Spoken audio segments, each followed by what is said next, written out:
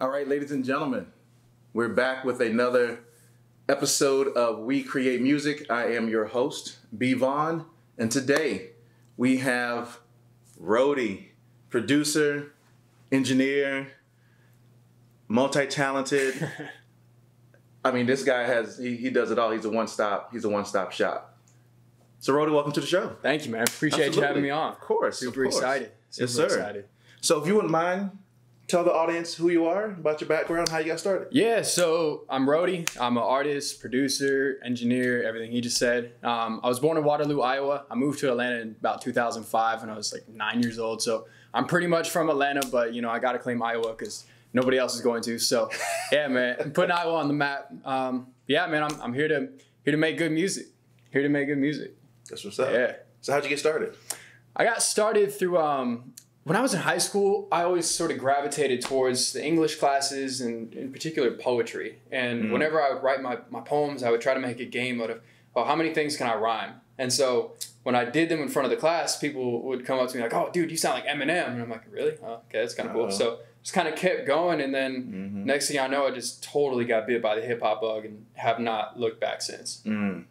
That's what's up. Yeah. So I read in my research that growing up, you weren't really allowed to listen to. No, I wasn't. Dude, you did do your research. I did. Yeah. Where'd you find? That's crazy. A lot of places. No, no, I was actually not allowed to listen to rap. My my parents thought it was violent music and that I shouldn't be listening to that. And I don't know. It's kind of funny looking back now because that just made me want to listen to it so much more.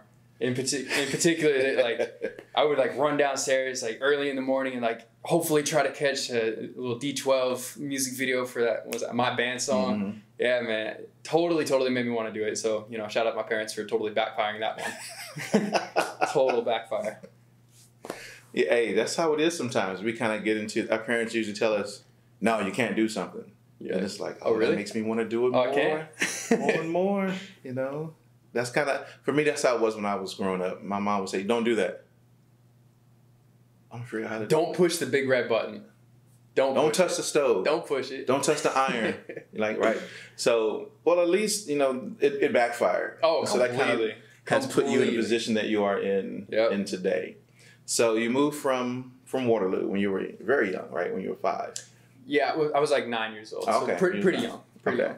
All right, cool. And so you moved to Atlanta.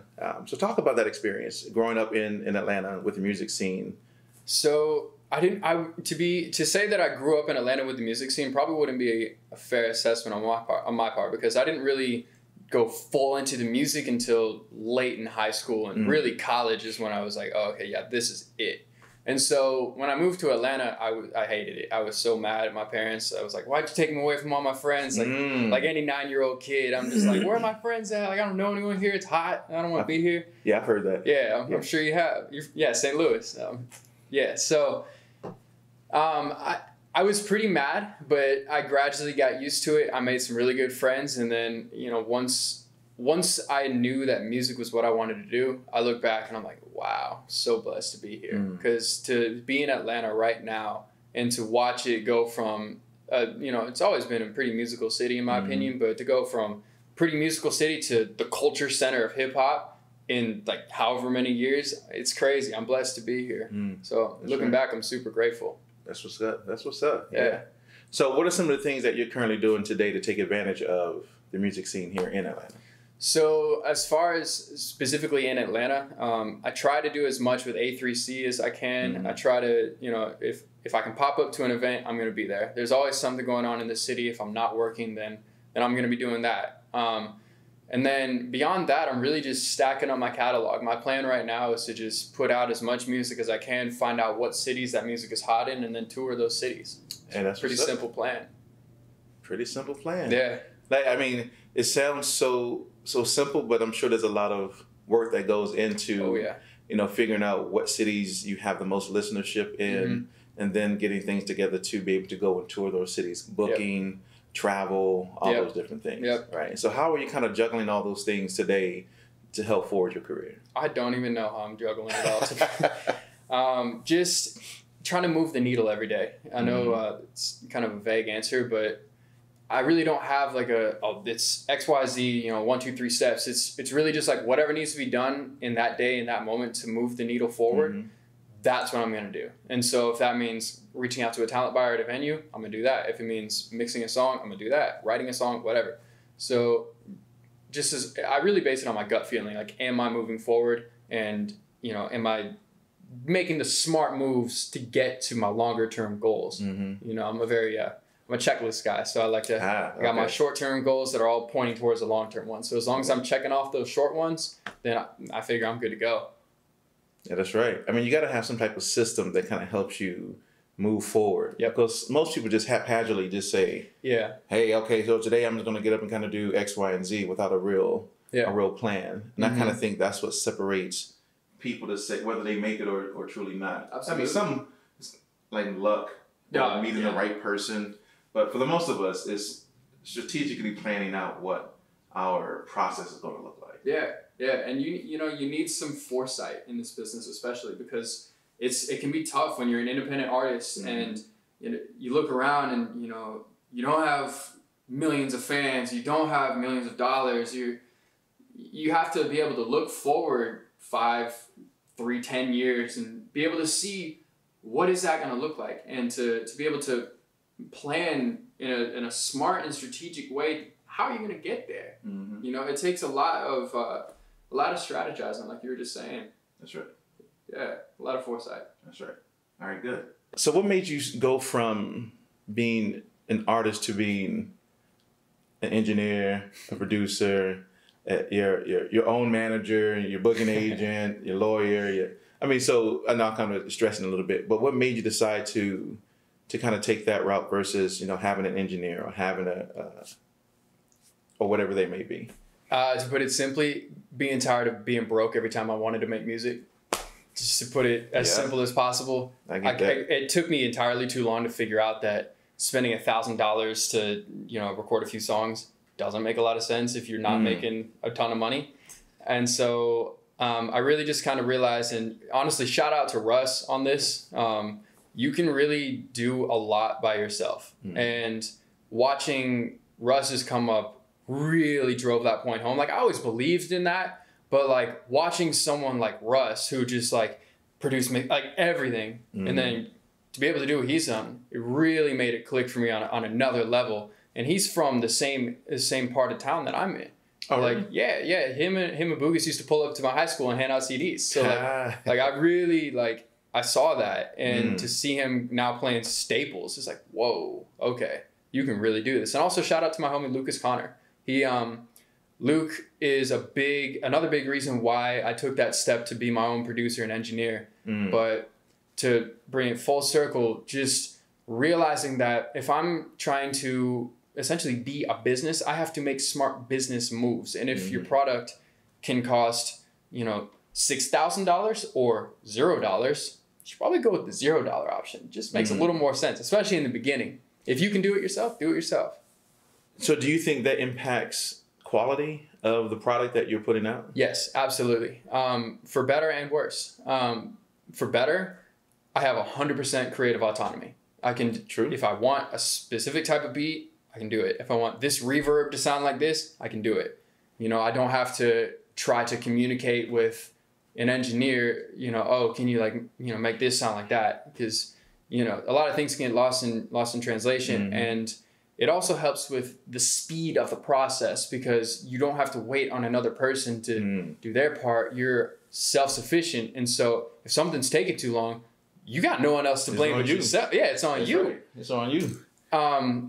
Now, to flip side that, it can also, there's a learning curve associated with doing everything yourself. It, you know, be unreasonable to expect to be, you know, like Timbaland the second you start touching the keyboard. And I didn't just start producing, but, you know, I did just start doing everything myself. Okay. So, you know, there is a learning curve, and to sort of drive home a broader point, you got to believe in yourself, especially when it looks rough, or especially in the early process. You have to believe in yourself and your progress. You have to be able to, again, look out a year, 2 years, and be able to say, look, I might not be where I want to be right now, but I will if I just stay down. And so, you know, you asked about the quality, but really I think it's deeper than that.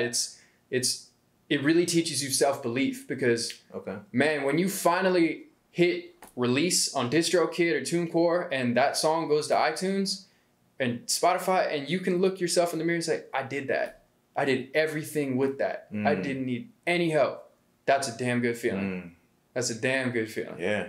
Yeah, it's kind of like Dr. Dre. That's kind of how Dr. Dre did all his stuff in the very beginning, right? So he was, you know, he was a DJ. He was an artist. Yeah. He was, you know, I remember the scene in Straight Outta Compton when Jimmy Iovine asked him, you know, who produced this? He was like, I did. You know, who mixed this? He was like, I did. I did. He was like, who mastered this? He was like, come on, man. He said, I did. Yeah. You know, so in this day and age, it's easy for people. I mean, back then they had digital tape and, you know, analog tape and all those different things. But today it's easy for us to kind of be in the box. Yeah. And kind of mixing inside of our computer. We don't really have a lot of the challenges that they had. Yeah. And back then when it comes to mixing and mastering and putting out product. Right. Dude, it has never been a better time to be an independent artist. Ever. Never, ever, ever has it been better. Why do you say that? Because you can go platinum off of songs on your laptop. It's wild. I mean, I was just talking about Russ, but let's not even talk about Russ. Let's talk about big names. Let's talk about Jay-Z and Kanye. Watch the Throne was recorded in a hotel room. Yeah. They didn't go to a big studio. They recorded in that hotel room. Same with Hotline Bling, one of the biggest songs of that year. That was recorded in a hotel room. You don't need to spend crazy amounts of money just to put out music. And you don't need to be signed to a label to put out music. It's crazy. You can, look, there's an app on your phone. Of course, I'm blanking on the name as I'm talking about this. There's an app on your phone that you can distribute music. It's wild. The stuff that you can do now as an artist. You can be, like you were just saying, you can be your own producer, engineer, writer, and distributor. When has that ever been possible? Before, you had to hope and pray that a label finds you and can bring you out and develop you. And, you know, you put out one song, and if that song doesn't pop, oh, too bad, you get dropped from the label. Your music career is over. It's not like that anymore. You can do it all yourself, and it's crazy. It's just wild. Instagram, Facebook, you can reach millions of people for a very small investment. It's never been a better time. That's right. And the key is just being consistent. Yes. Right? I mean, you can sit in your basement and oh, I want to do this, I want to do that. But if you're not consistent with it, I don't know if your career is really going to take off in the way that a person hopes. It won't. You know, but if you're consistent and you have that drive and you have that focus, oh yeah. Yeah, if you're betting on, you know, you can put in a little bit of work, you know, once every, I don't know, couple of weeks, you should go play lottery too, because that's the game you're playing. Like, it just doesn't make sense. You know, like you can't read a book about doing push-ups and expect to get strong. You can't like go to the gym once every month and expect to be nice and fit and strong. No, you got to be in there. You got to be in there. You got to grind. You got to put in the work. And even if it's not for, you know, speaking about the gym for 3 hours a day, you're, you know, oh, pumping iron, oh, I'm getting huge. Dude, a little bit goes a long way if you do it every day. A little bit goes a long way. Consistency. Yes. Baby steps. Yeah. That's just breaking down that barrier like water over rock, just over time, breaking it down, getting closer and closer and closer. I hope y'all got that. That's knowledge. That's facts. That's nuggets. Y'all need that. Absolutely. Today is a great day to be an independent. Never been better. Independent artist. Y'all need to take advantage of this. I'm talking to you. If you have not pulled the trigger on your career, do it. What are you waiting for? Right. No one's coming to save you. No label's coming. Do it yourself. Put yourself on. You can. Why not? That's right. Do like what DJ Khaled said. He said, start a label, sign yourself. Yes. Like that song made me quit one of my jobs. Oh, really? Dead ass. I listened to that song and hearing Nas say that, I'm like, dude, I need to quit. He said, I need to quit. Dude, literally the next day I walk in, I'm like, I'm out of here. I quit my job because of that song. So shout out to Nas, shout out to DJ Khaled. Hey, songs provide inspiration and motivation for things. Hell, they do. Okay, so considering all those things we just talked about, how does the music business tie into all that?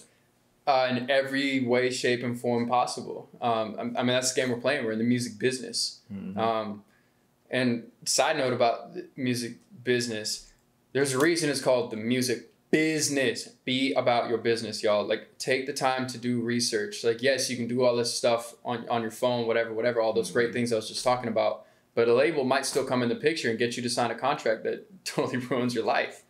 So take the time to learn the business. Do you know about publishing? No? Do you know how to book a venue? Do you know these things? If not, Google it. There's no reason to not know the basics of this business. You don't need to be Joel Katz when it comes to, entertainment law. But you should have a pretty good working knowledge. You should know when it's time to get a lawyer involved. You should know if you're getting the royalties that you're owed. You should know about, BMI, ASCAP. You should know what these things are. And so how does the music business tie into it? In every way, because that's the game we're playing. If you want to be good at basketball, you've got to know the rules of basketball. Period. That's just it. And do you find that a lot of people don't take the time to learn about the music business? Hell yeah. It drives me crazy. It drives me so crazy. Like, dude, I get artists in my DM like asking me, how do you put your music on Spotify? Yeah. That's Google. That's an easy Google search. And it drives you step by step. Me crazy. Oh, you said you use DistroKid? How much is DistroKid? Go to the website. Go to the website. It's set on the pricing. It has exactly how much it is. It has tiers for the different things. Yeah. Baffling. How many people are just completely unwilling to put in the time to do some research? It is baffling. You know what kills me sometimes? Man. What's killing you? It's like, so I go to a lot of networks. That's kind of how we met. Yeah. We met at the A3C event that they had. And I remember sitting in the lobby and you came over, you sat down and we started talking. Yep. And that's how we connected. But it kills me that when I go to events like A3C or whatever it may be, not just the name A3C, but that's a huge one. Yeah. That whether it's ASCAP, doesn't matter, is the fact that you have a lot of people in the audience that are asking the very basic questions that you can pick up. Oh, man. A book. Okay? This is Music, called a Money, book. and Success. This is a book you can read that talks about all those different things. Songwriting, composing, music publishing, royalties. Everything is in one of these books.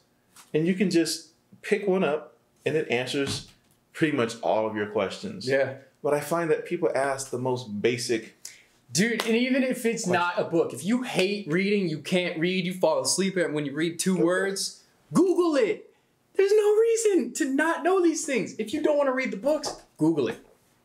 Right. Period. Go to YouTube University. Yeah, go to YouTube. I mean, there's a ton of stuff out there. Yeah, and again, you don't need to be, a world-renowned expert on every little thing, but you should know a little bit at least. At least. If you're serious about wanting to be, a breakout artist, you need to know these things. Do your research. Do your research. Study. Do your research. Yes. Perfect advice.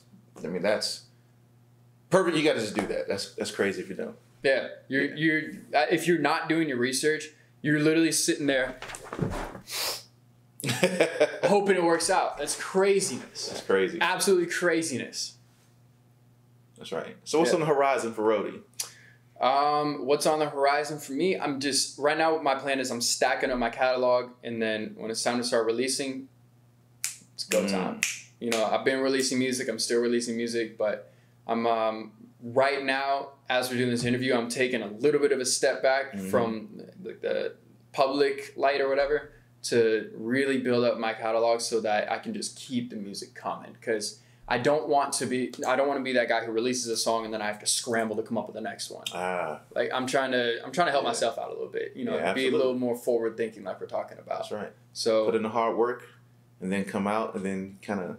J. Cole does that. That's the thing that kills me about him, is that he'll come out, he'll go and work for months, come out with an album, and then disappear. Yeah.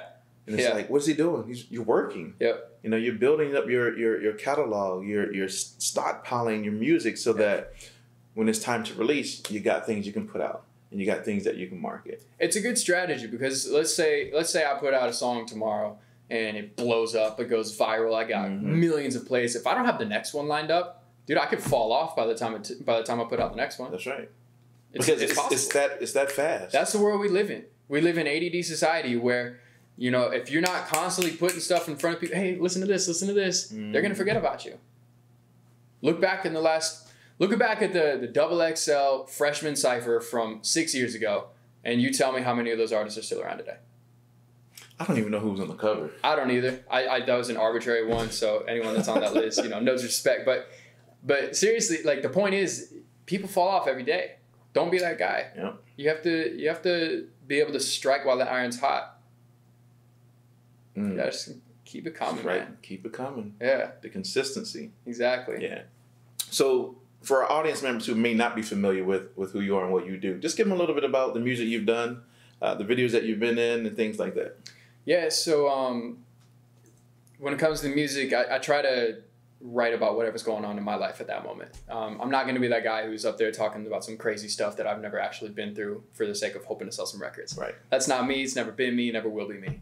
If I'm talking about something on a record, I have to believe in every single word. Mm-hmm. Someone asked me the other day, where do you find the inspiration for your music? And I told them, it's whatever I want to talk about right then. Because the way I see it, it's more than just a hot song. It's like I'm saying this to myself a lot. I have to listen to the song hundreds of times. I have to rehearse it. I have to perform it in front of people. If I can't live with what I'm saying for years, then I can't say it. Because it has to be true to me and what I got going on.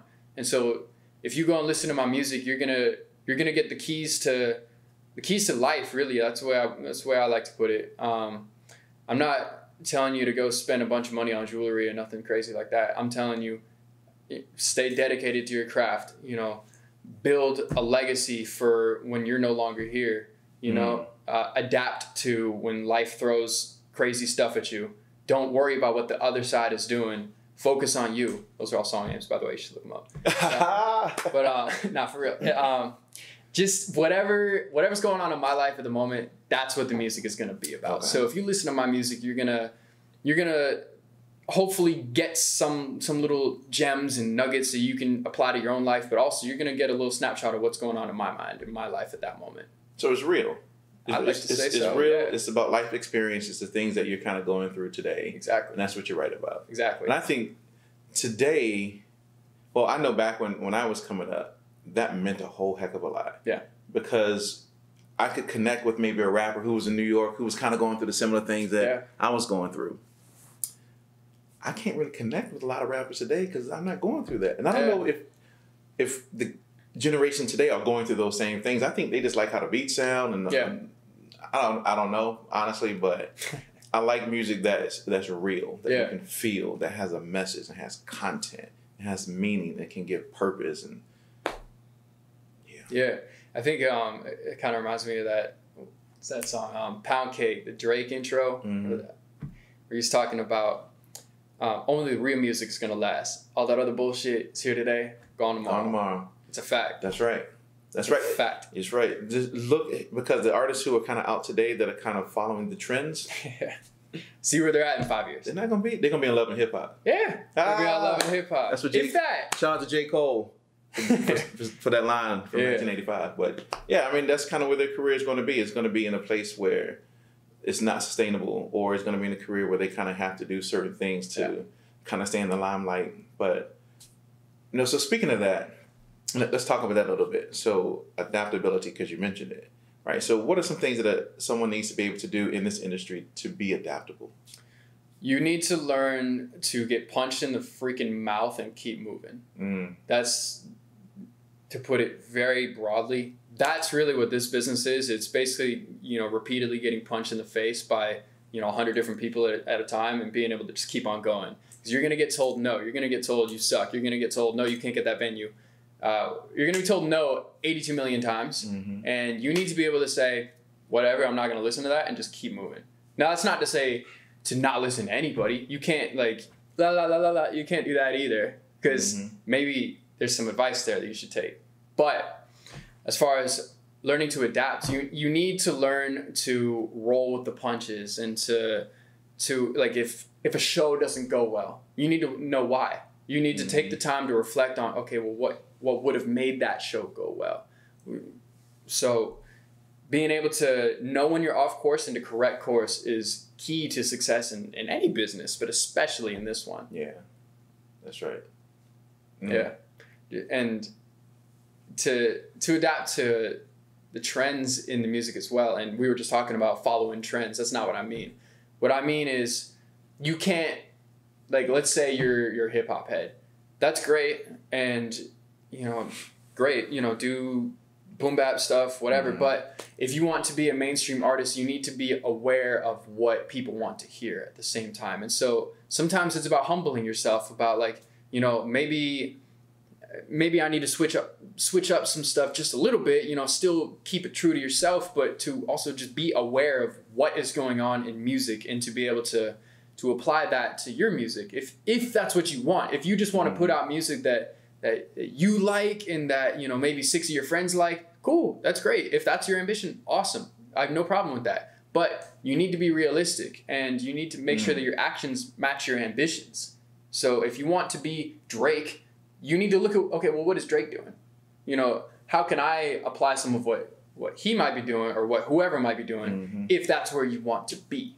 And so you need to be able to adapt with the times. And, you know, that goes back to putting out music on your phone and working through your laptop too. You know, if you're still doing the old model of, you know, put out an album once every 3 years that you spend 10 grand on, it's probably not such a good strategy in 2020. And I don't think that model works for the independent artists. Hell no, it doesn't. It's not gonna. That's not gonna work. No. Independent artists, we don't have the same level of distribution that maybe Drake has. Right? We'll have that. You know, Drake can drop an album today, and it's on every major radio station across the world. And I mean, then he's touring. Yeah. And he's, you know, there's marketing behind it. But for us, we're looking, okay, I got these bills over here. Yeah. I got this album that I got. And we got to kind of juggle all those different things to make sure it all works. I think there's another point to be made there, too. You need to be realistic about where you're at. You know, you can't be comparing yourself to Kendrick Lamar if you're not on Kendrick Lamar's level. You might not be able to do the same things that he's doing. So Kendrick is the type of artist, he might put out, you know, an amazing body of work and then totally disappear for 2 years. Yeah, he will. So that's probably not going to work if you're an independent artist. So you just got to be realistic. And, you know, if you're an independent artist, again, I feel like I've said this a million times, you just need to stay in people's faces. Keep putting out music, keep putting out content, music videos, whatever it is. Just stay in people's faces. You need to be realistic about where are you in your career? And stop worrying about what, you know, Justin Bieber or Ariana Grande or Drake or, you know, Chance the Rapper might be doing. You know, maybe look around you. Who's like one step ahead of you?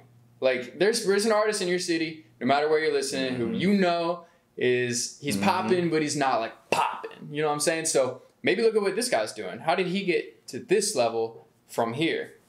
Those are the types of moves you need to be making. Don't try to go from A to Z when you're not there. You know, you need, again, be realistic. Be realistic. Yeah. That's great advice. Great advice. You know, we end every show with me asking, you know, what would be the one thing that you would tell somebody coming into the music industry? But you've given us gems upon gems upon gems. And so let's talk about where people can find you. Okay.